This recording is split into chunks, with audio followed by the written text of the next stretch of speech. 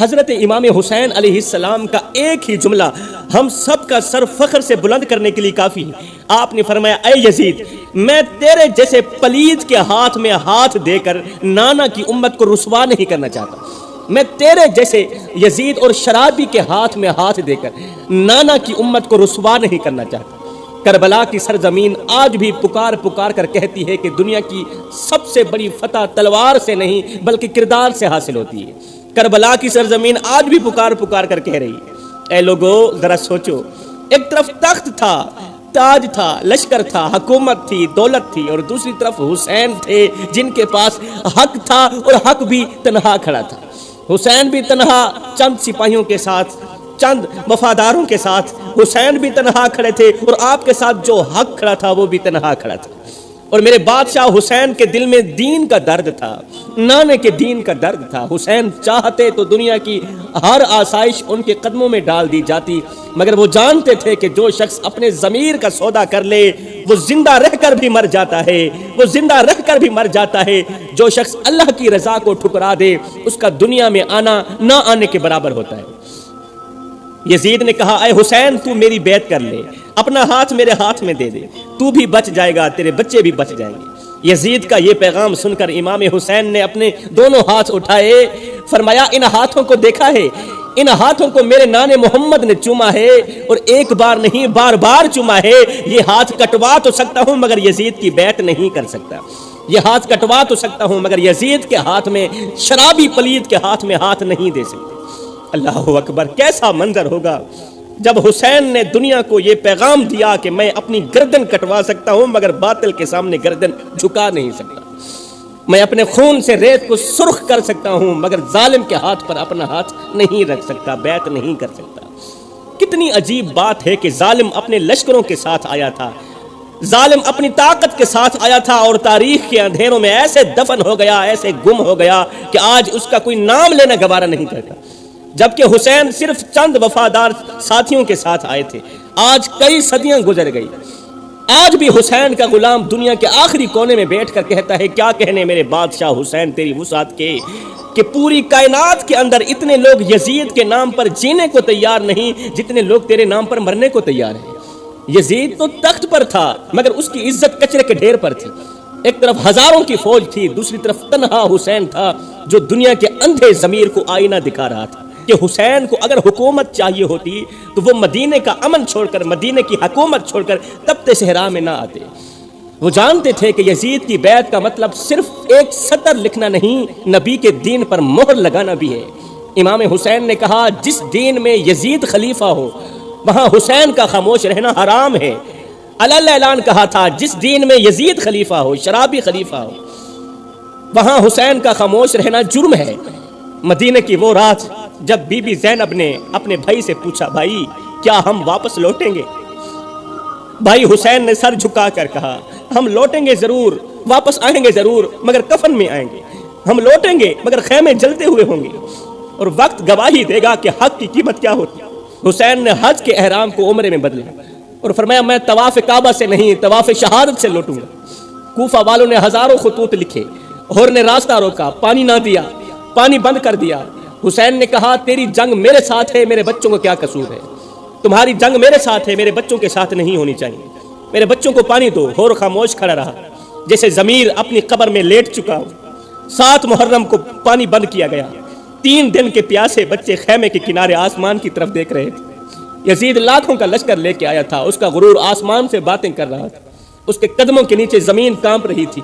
وہ ہنکار مار کر کہتا تھا میں حسین کو ایسے مٹا دوں گا کہ نہ حسین کا نام بچے گا نہ کوئی نشان باقی رہے گا، میں حسین اور اس کے ساتھیوں کی یاد تک کو دفن کر دوں گا۔ مگر پھر کچھ یوں ہوا کہ علی کے لال نے ایسا گندا کر کے ہرایا یزید کو، ایسا گندا کر کے ہرایا یزید کو کہ آج 14 صدیاں بعد بھی پوری کائنات کے اندر اتنے لوگ یزید کے نام پر جینے کو تیار نہیں جتنے لوگ مولا حسین کے نام پر مرنے کو تیار ہیں۔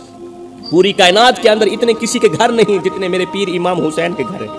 آج صدیاں گزر چکی ہیں، یزید کا نام لینے والا شرماتا ہے، یزید کے نام پر جینا تو دور کی بات، ہم تو یزید کا تذکرہ بھی گالی کے بغیر نہیں کرتے، کیونکہ یزید وہ بدنما داغ ہے جسے تاریخ نے بھی قبول کرنے سے انکار کر دیا ہے۔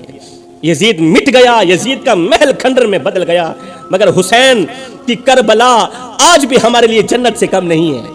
کربلا سے لے کر آج تک کسی بھی ماں نے اپنے بیٹے کا نام یزید نہیں رکھا، کیونکہ یہ نام گالی سے بھی زیادہ گندا ہے۔ کسی بھی ماں نے اپنے بیٹے کا نام یزید نہیں رکھا۔ آج بہت سے لوگ یزید کا دفاع کرنے کی کوشش کر رہے ہیں۔ میں کہتا ہوں اگر یزید تمہیں اتنا ہی سچا اچھا لگتا ہے تو پھر اپنی اولاد کا نام بھی یزید رکھ لو، اپنے پیاروں کا نام بھی یزید رکھ لو، اور ساتھ میں دعا بھی کرتے رہنا کہ اللہ تعالیٰ قیامت کے دن تمہیں یزید کے ساتھ اٹھائے۔ میں کہتا ہوں اگر یزید تمہیں اتنا ہی اچھا لگتا ہے تو پھر اپنی اولاد کا نام بھی یزید رکھ لو نا، مگر نہیں رکھ سکتے کیونکہ تمہارا دل گوارا نہیں کرتا کہ یزید کا نام تمہارے بچوں پر رکھا جائے۔ اور حسین کی محبت کا عالم یہ ہے کہ ہمارے محلے کی ان پڑھ عورت جس نے نہ کبھی تقریر سنی نہ کبھی حسین کے بارے میں کچھ پڑھا، وہ جب اپنے بچے کو گھٹی دیتی ہے نا تو کہتی ہے میرے بیٹے کو گھٹی دینا تو حسین کے نام کی دینا۔ اماں نہ تو نے حسین کے بارے میں پڑھا نہ تو نے حسین کی تاریخ پڑھی، پھر اپنے بچے کو حسین کے نام کی گھٹی کیوں دلوا رہی ہو؟ وہ کہتی ہے میں ان پڑھ ضرور ہوں مگر اتنا ضرور جانتی ہوں کہ جن کا نام حسین ہو تاریخ انہی بہادروں میں لکھتی ہے۔ ان پڑھ ضرور ہوں مگر اتنا ضرور جانتی ہوں کہ جن کا نام حسین ہو نا تاریخ انہی بہادروں میں لکھتی ہے۔ آج کے اس بیان میں ہم بات کریں گے کہ آخر امام علی مقام حضرت امام حسین علیہ السلام نے اپنا سر کٹوانے میں دیر ہی کیوں کی؟ اپنی شہادت کو آخر میں کیوں رکھا؟ آپ آخر میں شہید کیوں ہوئے؟ آخر اپنا سر کٹوانے میں دیر کیوں کر دی؟ یزید کا ٹارگٹ تو صرف حسین تھا، اگر حسین شروع میں شہید ہو جاتے تو کربلا لگتی ہی نہ۔ آخر آپ نے اپنی شہادت کو سب سے آخر میں کیوں رکھا جبکہ یزید کا اصل ٹارگٹ خود حسین ہی تھے؟ اگر امام حسین سب سے پہلے شہید ہو جاتے تو باقی قافلہ سلامت رہتا، کوئی شہید نہ ہوتا، سب کے سب زندہ بچ جاتے، اور تاریخ بھی گواہی دیتی ہے کہ امام حسین کی شہادت کے بعد کوئی بھی شہید نہیں ہوا۔ تو اس کا مطلب یہ ہے کہ یزید کو دشمنی اسلام سے نہیں صرف اور صرف حسین کے ساتھ تھی۔ یزید کی دشمنی اسلام سے نہیں تھی، دین سے نہیں تھی، یزید کی دشمنی صرف حسین سے تھی۔ یزید صرف اسی وقت رکا تھا جب حسین کا سر نیزے پر بلند کیا گیا۔ اس کا مطلب یہ ہے کہ یزید کا ہدف صرف ایک ہی تھا، وہ تھا حسین۔ تو جب یہ حقیقت امام حسین پر بھی واضح تھی کہ میرے بعد کوئی اور شہید نہیں ہوگا تو پھر کیوں آپ نے خود کو سب سے آخر میں شہید کروایا؟ جب آپ جانتے بھی تھے کہ اگر میں سب سے پہلے شہید ہو جاؤں تو میرے بعد کوئی بھی شہید نہیں ہوگا، تو پھر آپ آخر میں شہید کیوں ہوئے؟ اس کا جواب حسین کے عمل سے ہی ہمیں مل جاتا ہے، آپ کی حکمت سے، آپ کی زبان حال سے ہمیں مل جاتا ہے۔ دراصل امام حسین یزید کو موقع دے رہے تھے، اور ایک بار نہیں بار بار موقع دے رہے تھے۔ وہ کہہ رہے تھے اے یزید، جو علی اکبر کا قاتل ہے وہ قاتل مومن ہے، جو علی اصغر کا قاتل ہے وہ قاتل مومن ہے، جو عباس کے بازو کاٹتا ہے وہ بھی قاتل مومن ہے، جو علی اصغر کی حلق میں تیر مارتا ہے وہ بھی قاتل مومن ہے، مگر میں حسین ہوں، تجھے ایک ایک لمحہ دے رہا ہوں تاکہ تو پلٹ آ، تو سمجھ جا، تجھے سمجھا رہا ہوں کہ مومنوں کے قاتل شاید قیامت کے دن اللہ کی رحمت سے بخش دیے جائیں، مگر دین کے قاتل کبھی معاف نہیں کیے جائیں گے، اور میں حسین ہوں، دین محمد کی آخری نشانی ہوں۔ اے یزید، میں تجھے وقت دے رہا ہوں کہ شاید تو رک جائے، شاید تیرا ضمیر جاگ جائے، شاید تو پلٹ آئے، لیکن یزید کا مقدر تو سیاہ ہو چکا تھا۔ اور حسین نے اپنی شہادت کو آخر میں اس لیے رکھا تاکہ قیامت کے دن کوئی یہ نہ کہہ سکے کہ حسین جلد بازی میں گئے تھے، حسین جلد باز ہو گئے تھے یا صرف اپنی جان بچانے کے لیے نکلے تھے۔ نہیں نہیں، حسین نے ہر پیارے کو، ہر رشتے کو، ہر ساتھی کو قربان کر کے اپنی جان کو سب سے آخر میں دے کر یہ ثابت کر دیا کہ وہ خود ہی دین تھے، اور دین آخر میں ہی قربان ہوتا ہے۔ اللہ اکبر۔ حضرت امام زین العابدین، حضرت امام زین العابدین کربلا کے وہ شخص ہیں جنہوں نے کربلا کا سارا منظر اپنی آنکھوں سے دیکھا۔ اے کاش کوئی امام زین العابدین کے دل سے پوچھتا کہ کربلا کیا ہے، وہ بتاتے کہ کربلا وہ درد ہے جسے ایک بار آنکھیں دیکھ لیں تو عمر بھر نیند نہ آئے، کربلا وہ زخم ہے جو ایک بار سینے میں اتر جائے تو زندگی بھر نہیں بھرتا۔ جب لوگ اپنے باپ کے سائے میں جوان ہوتے ہیں، امام زین العابدین نے اپنے باپ کا خون ریت کربلا میں بکھرتا ہوا دیکھا۔ جب لوگ اپنے خاندان کے ساتھ عیدیں مناتے ہیں، امام زین العابدین نے اپنے خاندان کے جنازے ایک ایک کر کے اپنے کندھے پر اٹھائے، اپنے خاندان کے جنازے ایک ایک کر کے اپنی ان آنکھوں سے دیکھے۔ کربلا صرف ایک واقعہ نہیں، امام زین العابدین کے دل میں زندہ رہنے والا وہ درد ہے جس درد نے زین العابدین کو جوانی میں ہی بوڑھا کر دیا۔ کربلا کے اس دردناک واقعے کے بعد حضرت امام زین العابدین کبھی مسکرائے نہیں تھے۔ آپ جب بھی نماز پڑھتے، جب بھی سجدے میں جاتے تو رو کر کہتے اللہ میرے باپ کی قربانی قبول کرنا، اللہ میرے باپ کی قربانی کو قبول کرنا۔ کسی نے حضرت امام زین العابدین سے پوچھا حضرت آپ ہر وقت روتے رہتے ہیں، ہم نے کبھی آپ کو ہنستے مسکراتے ہوئے نہیں دیکھا، کبھی آپ کے چہرے پر خوشی نہیں دیکھی، آخر وجہ کیا ہے؟ آپ ہر وقت کیوں روتے رہتے ہیں؟ امام زین العابدین کی آنکھیں بھر آئیں، آپ نے فرمایا حضرت یعقوب علیہ السلام کا ایک بیٹا یوسف گم ہوا تھا، باپ سے جدا ہوا تھا ایک بیٹا، یعقوب علیہ السلام اتنا روئے ایک بیٹے کی جدائی میں، اتنا روئے ایک بیٹے کے صدمے میں، اتنا روئے کہ ان کی آنکھوں سے روشنی چلی گئی، نابینا ہو گئے۔ لوگوں، یعقوب علیہ السلام ایک بیٹے کی جدائی برداشت نہ کر سکے، میں نے تو اپنی ان آنکھوں کے سامنے اپنے باپ کو شہید ہوتے دیکھا، اپنے باپ کا سر تن سے جدا ہوتے دیکھا ہے، میں نے علی اکبر جیسے شہزادے کو کربلا کی تپتی ریت پر گرتے دیکھا ہے۔ جب مجھے علی اصغر کی پیاس یاد آتی ہے تو میری روح کانپ جاتی ہے، جب مجھے خیموں سے اٹھتی ہوئی آہیں یاد آتی ہیں تو میری آنکھوں سے آنسو نہیں رکتے۔ کربلا کا وہ لمحہ جب سب کچھ قربان ہو چکا تھا، جب علی اکبر کی جوانی مٹی میں دفن ہو چکی تھی، جب علی اصغر کا لہو آسمان کے پردے کو چیر چکا تھا، جب عباس کے بازو کٹ چکے تھے، جب بیبیوں کے خیمے جل چکے تھے اور بچوں کی چیخیں صحرا کی فضا میں گونج رہی تھی، تب امام علی مقام امام حسین کا آخری لمحہ آیا۔ آج امام حسین کا آخری دن ہے، آج امام حسین کا آخری دن ہے۔ شہید ہونے سے کچھ دیر پہلے امام حسین نے اپنی بہن سیدہ زینب کو کہا، اے میری بہن، میری بیٹی سکینہ کا خیال رکھنا، وہ جب روئے تو اسے سینے سے لگا لینا، میرا یہ ننھا پھول جب روئے نا تو اسے سینے سے لگا لینا، کیونکہ آج کے بعد وہ باپ کے پیار کو ترسے گی۔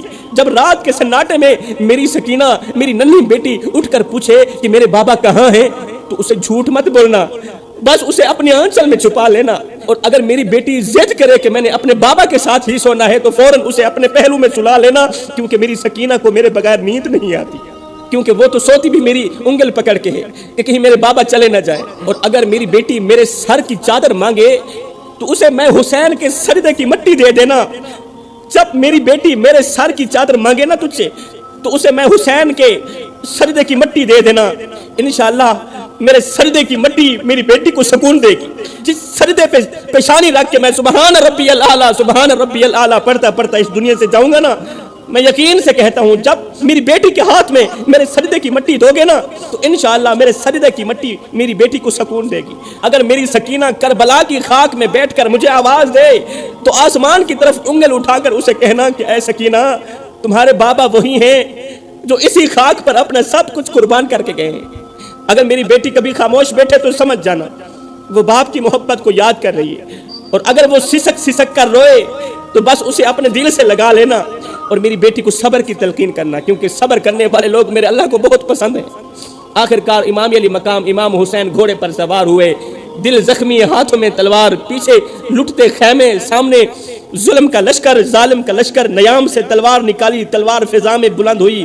جب تلوار فضا میں بلند ہوئی تو صحرا کی ہوا رک گئی، وقت تھم گیا، ریت نے سانس لینا چھوڑ دی، ایسا لگ رہا تھا جیسے صدیق کی صداقت، فاروق کی عدالت، عثمان کی سخاوت اور علی کی شجاعت حسین کے سر پر پہرا دے رہی ہے۔ علی کے لال نے جب فضا میں تلوار لہرائی تو یزیدیوں کے دل پھٹنے لگے، آنکھوں سے وحشت برسنے لگی اور گردنیں کٹتی ہوئی نظر آنے لگی۔ حسین کی تلوار چلی، دائیں چلی، بائیں چلی، دشمنوں کی صف میں زلزلہ آ گیا، یزید کے لشکر میں چیخ و پکار مچ گئی۔ حسین کی تلوار کبھی دشمن کی گردن ٹکڑے کرتی، کبھی دشمن کے سینے کے ٹکڑے کرتی۔ امام حسین کا ہر وار عدل کا اعلان تھا، ہر ضرب باطل کے منہ پر تماچا تھی۔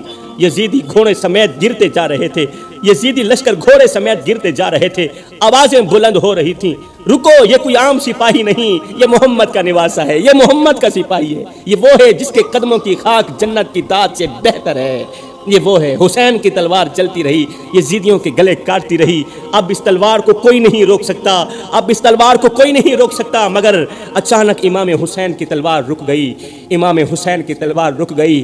یزیدیوں میں ہلچل مچ گئی، جس تلوار کو پیاس نہ روک سکی، جس تلوار کو بھوک نہ روک سکی، جس تلوار کو علی اکبر کی لاش نہ روک سکی، وہ تلوار اچانک کیسے رک گئی؟ اس لیے کہ نماز کا وقت ہو گیا تھا۔